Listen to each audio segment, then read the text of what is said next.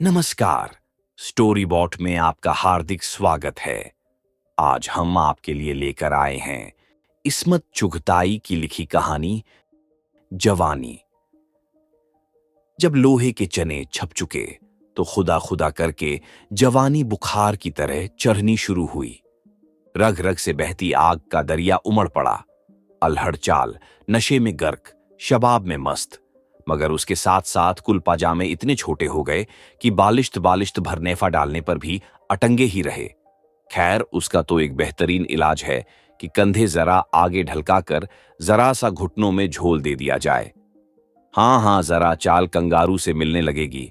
बाल हैं कि काबू ही में नहीं, लटें फिसली पड़ती हैं, बाल बहे जाते और मांग मांग तो गायब।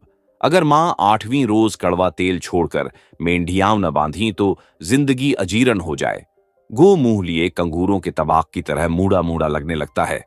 पर बालों से तो जान छूट जाती है, जैसे किसी ने सर घोट के बालों के बाल ही से नजात दिला दी। न जाने ये में फूले फूले बाल गर्दन पर छोड़ के कैसे जीती हैं। और पांव पांव तो जैसे फावड़ा, क्या जल्दी जल्दी बढ़ रहा है। अगर ऐसी रफ्तार से बढ़ा तो सिल बराबर हो जाएगा। अंगूठा जैसे कछुए का सर। और भी थीं बहुत सी बातें जो अकेले में बैठकर जन्नों को सताती। आईने में नाक देख के तो बस कै आने लगती। ये डबल निगोड़ा जैसे खूंटा। शज्जो की शादी हुई तो ये बड़ी सी नथुनी पहने थी उसने। क्या प्यारी सी नाक है, गुड़िया जैसी। और जन्नों के खूंटे पर तो नथुनी भी शर्मा जाएगी। जब उसकी शादी होगी तो बिजली गिरे ऐसी नाक पर, उसने सोचा। इस पर शबराती भैया आए थे, कैसे गौर से उसका मुंह तक रहे थे। भला इन्होंने काहे को ऐसी नाक कहीं देखी होगी। जन्नों ने जल्दी से कुछ पोंछने के बहाने नाक ओढ़नी से छुपा ली।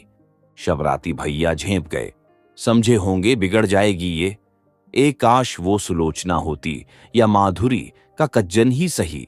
अल्लाह मियाँ का उसमें क्या जाता, कुछ टोटा तो आ न जाता उनके कह जाने में। अगर जरा वो गोरी ही होती और कामचोर कारीगर जरा ध्यान से उसे ढंग का बनाते तो क्या हाथ सड़ जाते उनके। वो आंखें बंद करके बहुत से फरिश्तों को खटाखट इंसानी पैकर गढ़ते देखती।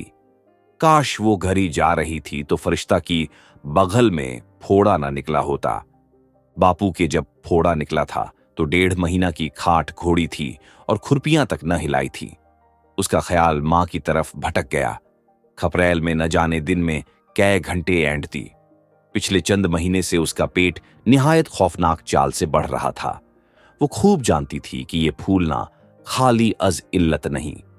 जब कभी मां पर यह वबाल छा जाता है, एक आध बहन या भाई रात भर रें रें करने और उसके कूल्हे पर रोने को आन मौजूद होता है। मक्खियां बस दोपहर को सताती हैं, इस कान से उड़ाओ दूसरे पर आन मरे। वहां से उड़ी तो नाक में तनतनाए, वहां से नोचा तो आंख के कोए में घुस जाती है। 2 घड़ी भी न हुई होगी कि दुपट्टा के छेद में से यलघार बोल दिया और ऊपर से मां डकराई। मौत पड़े तेरे सोने पर, उठ शबराती को रोटी दे। गर्दन पर से मैल की बत्तियां छुटाती छींके की तरफ चली। बाहर पत्थर पर शबराती भैया लाल चार खाने का अंगोछा खींच रहे थे। छपाछप से मैली मैली बूंदें उछलकर उनकी अधमिची आंखों और उलझे हुए बालों पर पड़ रही थीं। वो रोटी रुक के पास ही घुटने पर ठोड़ी रख के गौर से उन्हें देखती रही। उनके सीने पर कितने बाल थे, घने पसीने में डूबे हुए। जी न घबराता होगा, वो सोचने लगी। कैसी खुजली पड़ती होगी। उनके कसे हुए डंडों और राणों की मछलियां हर छपाके के साथ उछलती थीं। शबराती भैया अंगोछा टट्टी पर फैलाकर रोटी के बड़े बड़े नेवाले साग की कमी का गिला करते हुए निगलने लगे। पाड़ी, उन्होंने सूखी रोटी के मुहीत नेवाले को गले में जकड़ते हुए कहा। और जन्नों ने घबरा कर उन्हें कटोरी पकड़ा दी। जल्दी से खा लो, कटोरी मांझ के यहीं धर देना, हमें कुट्टी करने को पड़ी है। वो गुरूर से अहकाम सादर करती उठी। हम कर देंगे कुट्टी, शबराती रोटी के किनारे खाते हुए बोला। तुम खेत जाओगे, वो चलने लगी। खेत भी जाएंगे, वो गुरूर से एक अमीक टकार लेकर बोला। ओह, नक रहने दो, वो चली। कहते हैं तुझसे कुट्टी नहीं होगी, वैसे ही कोई चोट चपेट आ जाएगी, शबराती ने प्यार से डांटा। शबराती को क्या, उनके आने से पहले वो कुट्टी किया करती थी कि नहीं। ऐसी भी क्या चोट चपेट। छप्पड़ में जाकर उसने रूपा और चंदन को प्यार से 2-4 घूंसे लगाने और उन्हें कोने में चुपचाप खड़ा रहने की ताकीद करके खुद कुट्टी के गट्ठे को बचोरकर गड्डियाओं बनाने लगी। छेप, हटो, हम कुट्टी कर दें। शबराती ने फिर डकार लेकर चने के साग का मजा लेना शुरू किया। वो इतराकर गंडासा संभालकर बैठ गई, गोया उसने सुना ही नहीं। तुझसे एक दफा कहो तो सुनती ही नहीं। ला उधर गंडासा। वो गंडासा छीनने लगे। नहीं, वो बनने लगी और कुट्टी शुरू कर दी। तो लियो अब। वो अपनी फुकनी जैसी मोटी मोटी उंगलियां गंडासे के नीचे बिछाकर बोले, लेव, अब करो कुट्टी, मार देव, हटाओ कि हम सच्ची मार दें। वो गंडासा तौल के बोली, जैसे सचमुच मार ही तो देती। मार, तेरे कलेजा में बूता हो तो मार देख। और जो वो मार ही देती, कचर कचर सारी उंगलियां पिस जाती। ये क्या बात थी, कोई जबरदस्ती थी उनकी। अब मारती क्यों नहीं। शबराती भैया ने आंखें झपकाईं और उनका मूंछों वाला मोटा सा होंठ दूर तक फैल गया। गंडासा छीन लिया गया और जन्नो खिसिया गई। न जाने उसके सख्त और खुदरे हाथों को इस वक्त क्या हो गया, किस कदर छोटे और नर्म मालूम देने लगे। उसे मालूम हो गया कि सीने पर पसीना में डूबे हुए घने बालों से जी क्यों नहीं घबराता और फूकनी जैसी उंगलियां कैसी फुर्तीली होती हैं। जन्नों का बस चलता तो वो उनके भूखे कुत्तों को अपनी बोटियां भी खिला देती। मगर कितना खाते थे उसके जरा जरा से बहन भाई। वो मोटी से मोटी रोटी ख्वाह कितनी ही जली और अधकचरी क्यों न हो, चुटकियों में हजम कर जाते। क्या ऐसा भी कोई दिन होगा जब उसे रोटी न थोपनी पड़े। रात भर मां आटा पीसती और इस भद्दी औरत से हो ही क्या सकता है। साल में 365 दिन में किसी न किसी बच्चे को पेट में लिए कूल्हे पर लादे या दूध पिलाते गुजारती। मां क्या थी, एक खजाना थी जो कम ही न हुआ था। कितने ही कीड़े उसने नालियों में कुश्ती लड़ने और घलाजत फैलाने के लिए तैयार कर लिए थे, पर वैसी ही ढेर का ढेर रखी थी। आखिर वो दिन भी आ गया जबकि रात के ठीक 12 बजे मां ने भैंस की तरह डकराना शुरू किया। मोहल्ला की कुल मुअज्जिज बीवियां ठीकरे और हांडियों में बदबूदार चीजें लेकर इधर से उधर दौड़ने लगीं। मोटी दोहर को बछड़े की रस्सी की मदद से खपरेल के कोने में तानकर मां लिटा दी गई। बच्चों ने मिनमिनाना शुरू किया और आने वाले से बड़ा बच्चा पछाड़े खाकर गिरने लगा। बापू ने सबको निहायत अजीब अजीब रिश्ता कायम करने की धमकी देकर कोने में ठूंस दिया और खुद मां को निहायत पेचदार गालियां देने लगा, जिनका मफहूम जन्नो किसी तरह न समझ सकी। शबराती भैया 2-1 गालियां, जूं वगैरह को देकर भैंसों वाले छप्पर में जा पड़े, पर जन्नो मां की चिंगाड़ें सुनती रही। उसका कलेजा हिला जाता था। मालूम होता था कोई मां को कांटे डाल रहा है। औरतें न जाने उस पर्दे के पीछे उसके संग क्या बेजा हरकत कर रही थीं। जन्नू को ऐसा मालूम हो रहा था कि जैसे मां का सारा दुख वही उठा रही है, गोया वही चीख रही है, और एक नामालूम दुख की थकन से वाकई वो रोने लगी। सुबह को वो एक सुर्ख गोश्त के लोथड़े को गूदड़ में रखा देखकर कुतई फैसला न कर सकी कि इस मुसीबत और दुख का माकूल सिला है या नहीं जो मां ने गुज़श्ता शब झेला था।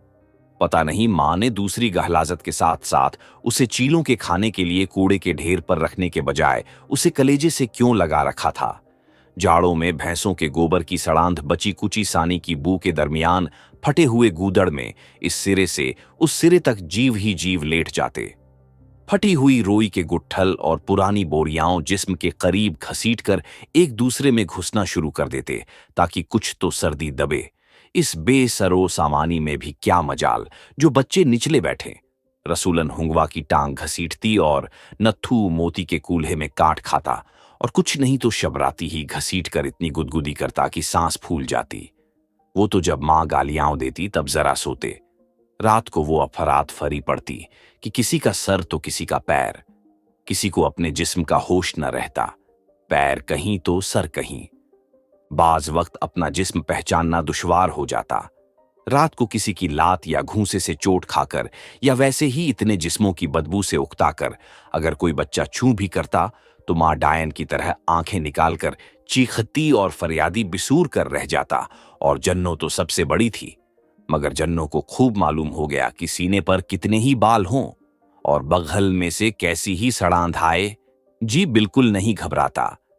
मोरी का कपड़ा कीचड़ में क्या मजे से लौटता है, और उसमें बात ही ऐसी क्या थी।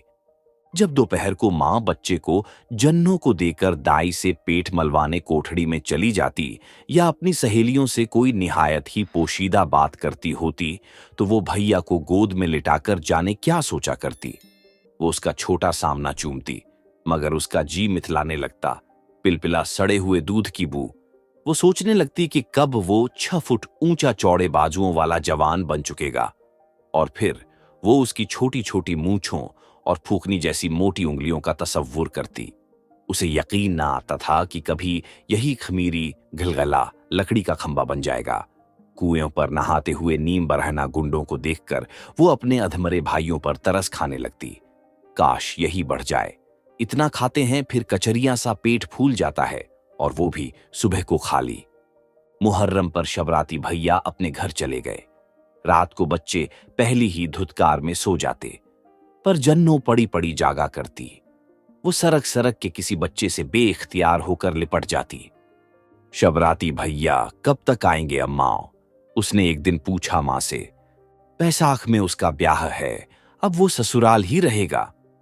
मां गेहूं फटकती हुई बोली। अरे, उसे किस कुद्दर हैरत हुई। घसीटे चाचा के ब्याह में बस क्या बताया जाए, क्या मजा आया था। रात रात भर बस गाना और ढोल। सुर्ख टोल की दुपट्टिया वो किस शान से 8 दिन तक ओढ़े फिरी थी। जभी तो शबराती भैया ने उसके क्या जोर से छुटकी भर ली थी। वो घंटों रोई थी। वो फिर सोचने लगी कि ब्याह में वो कौन सा कुर्ता पहनेगी। लाल ओढ़नी तो वैसी धरी थी, फिर ब्याह तो अभी दूर था, पर न जाने उसे क्या हो गया था। वैसे तो कुछ नहीं, बस जी था कि लौटा जाता था। अगर पिछवाड़े इमली का पेड़ न होता तो वो फिर भूखी ही मर जाती। कैसा जी भारी भारी रहता। मां उसके झोंटे पकड़ पकड़ कर हिलाती, पर हर वक्त नींद थी कि सवार रहती। पानी भरते में उसे कई दफा चक्कर आ गया, और एक दफा तो वो गिर ही पड़ी दहलीज पर। नाजों की कमर लचक जाती है, मां ने दोहत्तड़ मारकर कहा, और अपना सा पीला चेहरा देखकर तो वो खुद डर जाती। वो यकीनन मरने वाली हो रही थी।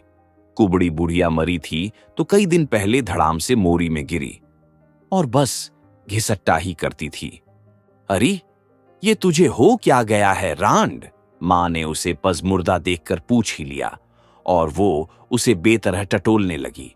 जन्नों के बहुत गुदगुदी हुई। हरामजादी, ये किसका है? उसने उसकी छोटी उमेट कर कहा। क्या? जन्नों ने डर के पूछा।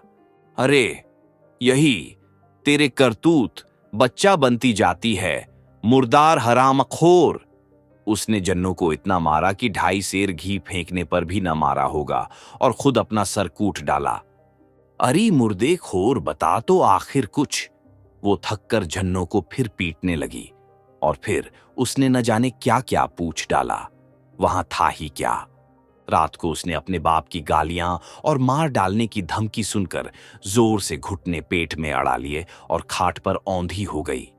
पर उसे बड़ी हैरत हुई कि वो साथ साथ शबराती भैया को क्यों गंडासे से काट डालने की धमकी दे रहे थे। बैसाख में तो उनका ब्याह होने वाला था, जिसमें वो सुर्ख दुपट्टा ओढ़कर उसका गला भर आया। अगर आपको यह कहानी पसंद आई हो तो लाइक करें, कमेंट करें, और स्टोरी बॉट चैनल को सब्सक्राइब करना न भूलें।